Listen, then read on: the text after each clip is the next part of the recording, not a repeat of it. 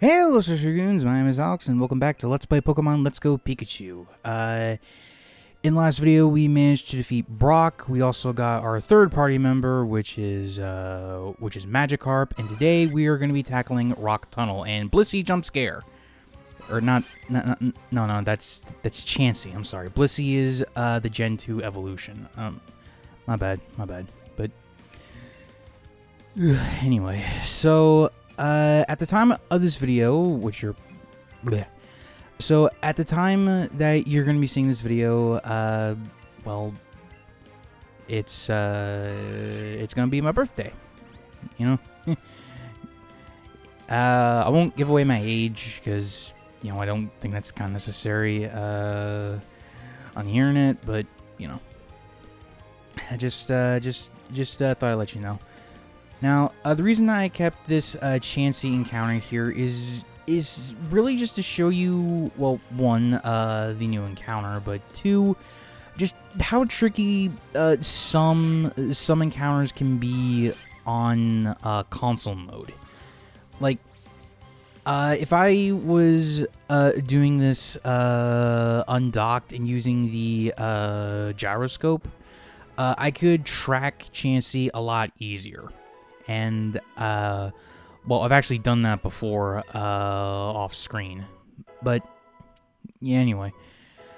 The reason that we're not going to be the reason that we're not going to, well, I should probably preface this soon. We're not going to be leaving Mount Moon until the end of the part, because it is a bit of a larger dungeon, but we are officially introduced to Team Rocket. And yes, that's Jesse and James from the anime. They were in the original Pokemon Yellow, which the Let's Go games are kind of remakes of. Although their Meowth does not talk, which, you know, kind of helps sets these incarnations apart, so, you know. But Rock Tunnel is actually home, or not Rock Tunnel. God damn it! Did I call it Rock Tunnel this whole video so far? Fuck. This is Mount Moon. Mount Moon. God damn it, Mount Moon. Okay, so Paris. The Paris line was actually an image I used for the poll for this game. But I did want to clarify what I meant in the poll. Like, well, I guess, like, a Pokemon that you wouldn't think to use is kind of subjective. Like, obviously, like, no one would pick Paris, and, you know, that's for good reason, because the Paris line sucks. Like, it doesn't really have any good bug moves. The stats are pretty bad, and really, the only reason that you would even consider catching these things is as an HM slave, or, you know, to fill out the Pokedex. So, or, well, in the case of Let's Go, some experience. So, you know.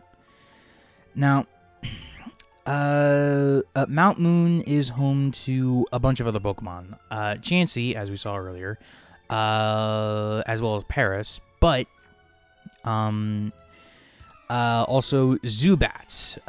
Zubats are like one of the most annoying Pokemon to find, because they are pretty much everywhere in caves.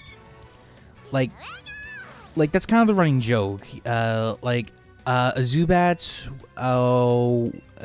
are wherever there's caves. So, you know, it's not awful. Well, I should stress, Zubats have the potential to be great Pokemon, because they can become a Crobat.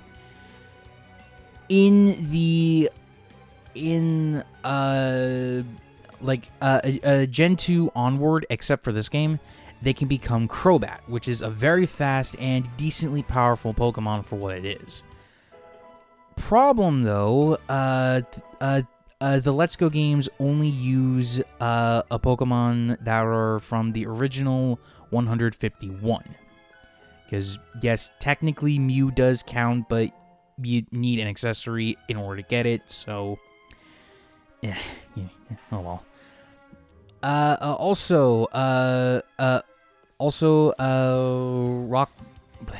Mount Moon is home to Geodudes, in case you wanted to get one for yourself. Now, I also caught this Geodude as a bit of insurance for the third gym. If you know Kanto, then you know why, but I will save that for a little bit later. And Magikarp is coming along fairly nice because I'm pretty sure it would have been at the lower levels if we were still not having the experience share thing. So, but another thing that Mount Moon is kind of infamous for is that there are several different caverns which are divided by these ladders. But before that, I want to talk about Bellsprout. Bellsprout I actually like a lot more than Oddish, really. Which is a shame because if you had Let's Go Eevee, you would have had a Bellsprout instead of Oddish. But I mean, to be fair, Oddish does have its uses. You know, it can learn Absorb, which can get rid of it can take care of Brock a lot more easily, and it does fully evolve the same way with a Leaf Stone. But you know. Oh yeah, I saw a Pokemon that we're going to be adding to our team in a few minutes, but unfortunately, because of the cutscene, it despawned. So, you know, I was like, okay, I should probably I could run around for a bit, but that would take a little bit, but that would take a while. So, best to get a move on. Yeah. Mount Moon, I think, benefits from the non-wild encounter rates because you can get through it relatively easily without too many encounters. But also, this is the first time that we'll be taking on Team Rocket, or at least a Team Rocket grunt. Some of them in the original actually had whips to really show that they are really brutal towards Pokemon. And actually, in some of the older games, I believe that one of them had Eradicate with its signature move, Hyper Fang. And you were at a point in the game where you can't really take that comfortably because of the same type attack bonus, or stab, along with it just being a pretty high power move for this point in the game. Now, also in this particular cavern here, you can find an item called the Moonstone, which I believe is what this mountain is famous for. I think you can find like 2 Moonstones here, which I mean, I can kind of understand why, but I also would have liked it, you know, if we just got it at the department store, which is later on in the game. But oh, excuse me.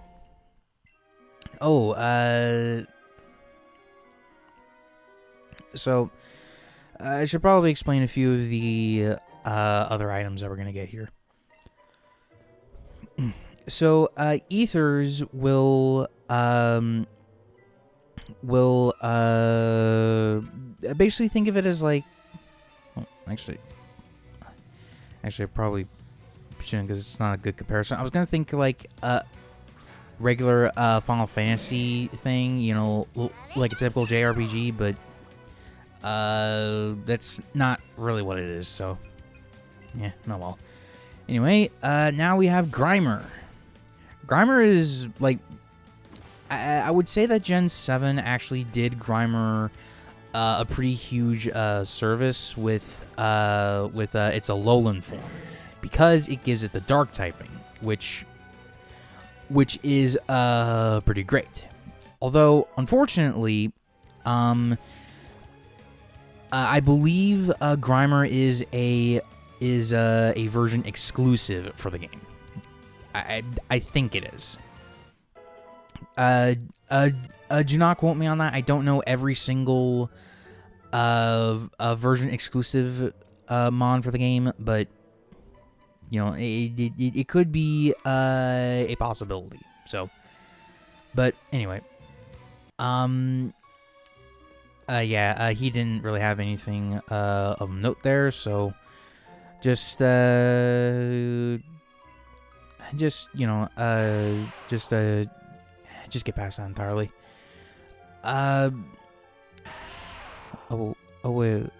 Wait, what the hell am I even doing? Am I going back to the Pokemon Center? Oh no, wait, I wasn't. Sorry. I was like, what the hell am I even doing?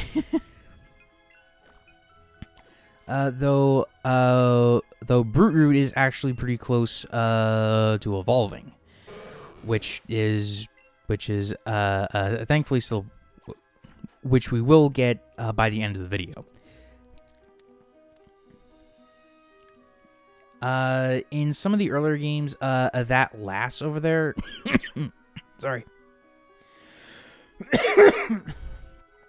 Sorry. That lass that we just passed, she, I believe, has the grass types, but, you know, I don't want to show that off to you guys because, you know, it was kind of in the way, and I just did it so I can get some more experience points. And here, this was not the first encounter we had for it, but we are adding Clefairy to the team. Now, normally I would not use Clefairy. I just wouldn't. I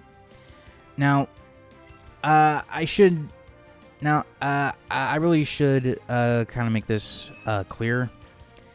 This is a Gen 7 title, and this was well after the introduction to the Fairy type, of which a lot of older Pokemon were reclassified as such, and Clefairy was one of them. Now, this is kind of a bad thing for Clefairy because this is still a region where poison types are rampant, which is one of two weaknesses that this line has. But on the other hand, it can give you it can be a pretty hard-hitting mon, especially if you give it moves like Psychic, Moonblast, or even Ice Beam for coverage if you really want to go that route. But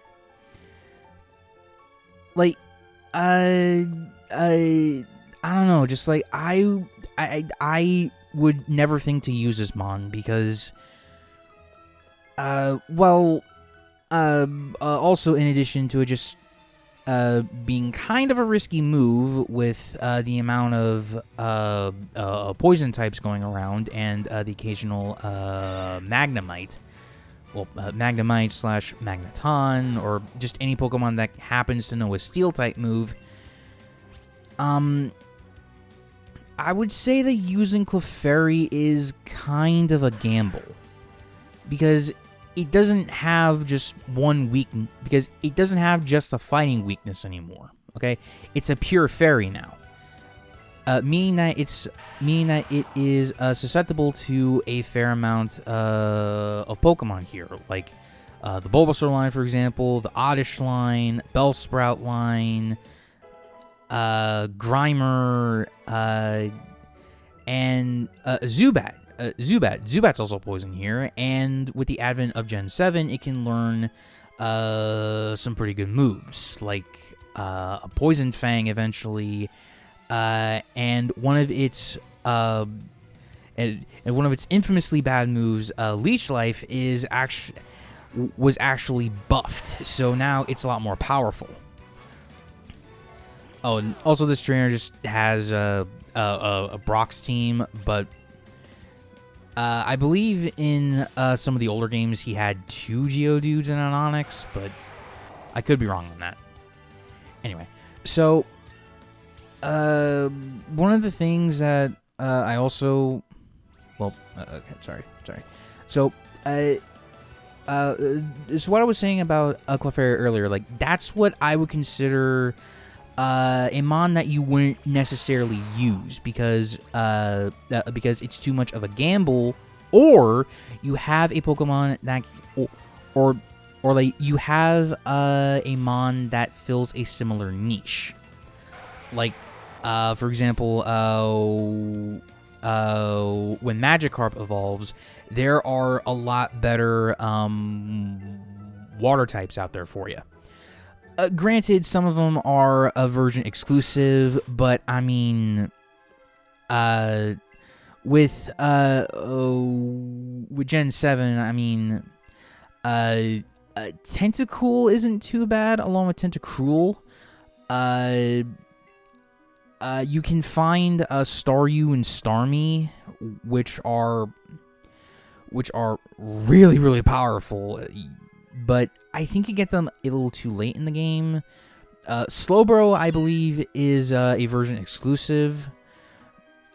Well, actually, now that I think about it, I think Staryu and Slowbro are version exclusives, but I could be wrong. I could be wrong. Please tell me in the comments if I am. But you can also catch Squirtle in the wild. You can get a gift Squirtle later on, and there's also Lapras, which is a gift from Silphco. Well, one of the employees in Silphco, anyway. Which probably would be a little bit better because of its ice typing, so you can take care of Lance's dragons. But I mean, to be fair, like Lance doesn't have a lot of dragons left in this game. But you know, we'll talk about Lance when we get to him. Anyway, but probably one of the reasons why you wouldn't choose the Magikarp line is because a lot of water-type moves in this game are special. And the special attack on a Gyarados, which I mean, I'm not really kidding anybody here. A Gyarados is not a great special attacker. It's more of a physical one. God damn it, phone. I'm sorry, guys. I'm sorry. Oh, by the way, Drowsy, one of the creepiest Pokemon in the entire game. If you know, you know. But anyway, as I was saying about Gyarados, a lot of water type moves in the game are special based. And Gyarados' special attack is nothing to write home about. Like, I would say it's pretty mediocre, so it's best to play for the physical attack, which is what it... Sorry.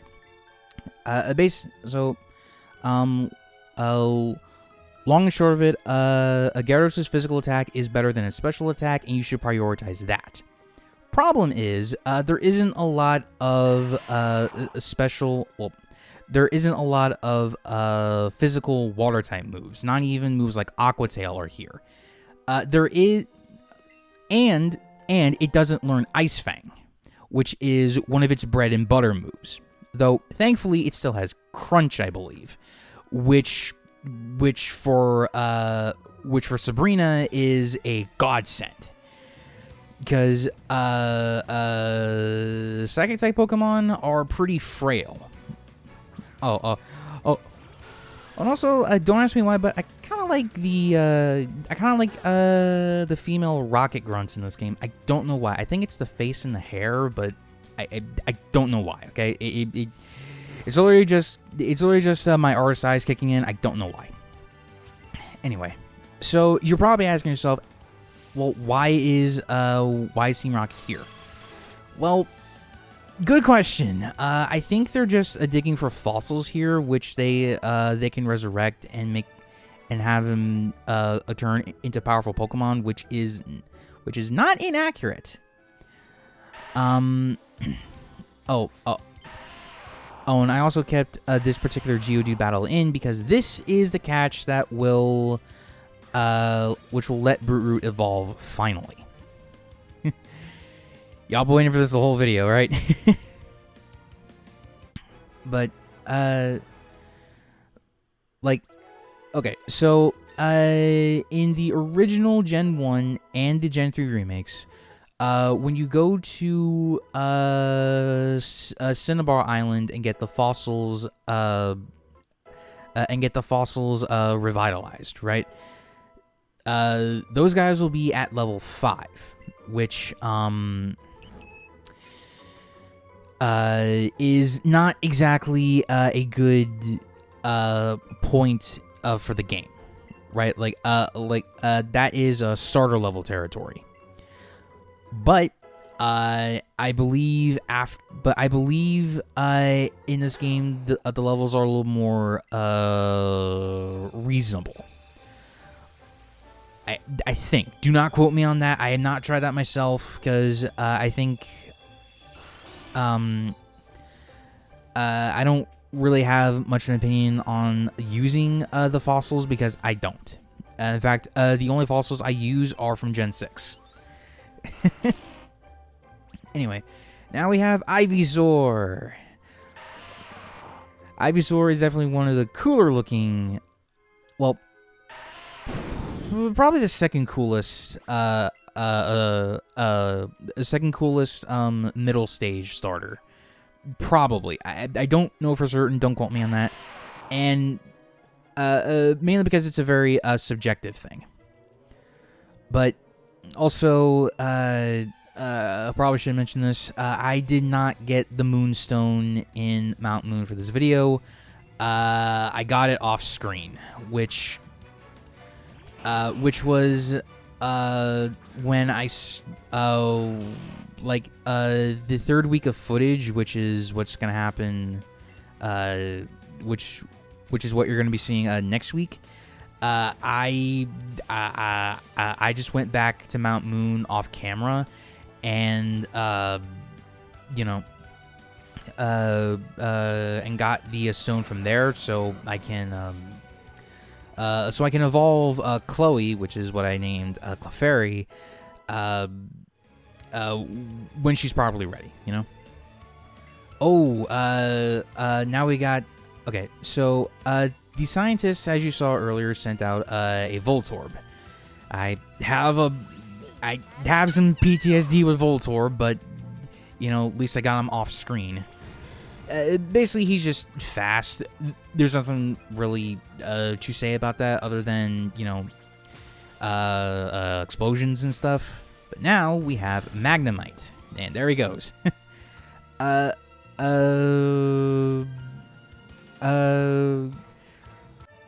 Originally, Magnemite was a pure electric type, but with the advent of Gen 2, it's now a pure, well, it is an electric steel, which is actually kind of nice because it can resist a little bit of psychic.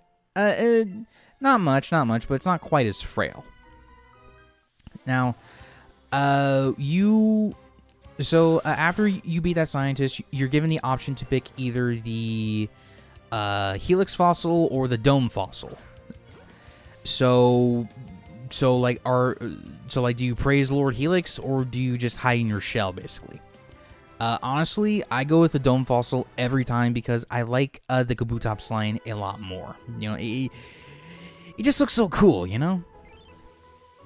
But we're not quite with Mount Moon just yet. I did catch that. I thought that there was a Moonstone here, but I was probably thinking of Fire Red, Leaf Green, and the original Gen 1 games. But still, we're not done with Mount Moon just yet, because we now can fight Jesse and James. Although they don't send in their Meowth, they'll only use the mons that they had at this point in the anime, which is Coughing and Ekans, which are two other poison types that you can find in the game. I believe that Ekans is a version exclusive though, and they are two more Pokemon that I think is kind of a gamble when using Clefairy, but I've already talked about that enough. But though a bit of a fun fact about Ekans though, Ekans' evolved form Arbok, it has a face pattern on it, kind of like a King Cobra, but the pattern itself is different with each region that you go to. So let's say that you go to let's say that you're from Kanto. Arbok looks a certain way, but when you go to Hoenn, it's a lot different. It's like a. Well, no. It's not. I don't. I think I'm going crazy here, but anyway, yeah.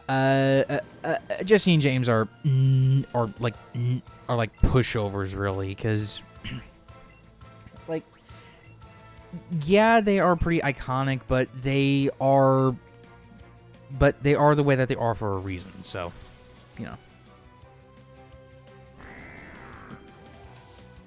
and with that, they are done. Now,